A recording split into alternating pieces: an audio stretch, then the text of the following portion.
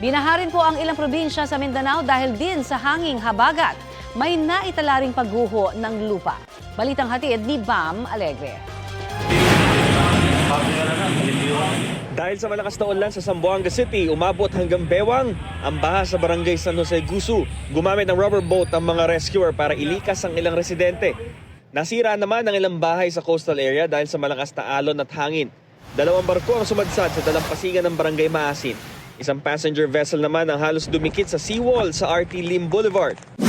Kwento naman ni Hughes Cooper Julius Sino Haiktin, nabagsakan ng puno ang bubong ng kanilang bahay sa Dapitan, Zamboanga del Norte.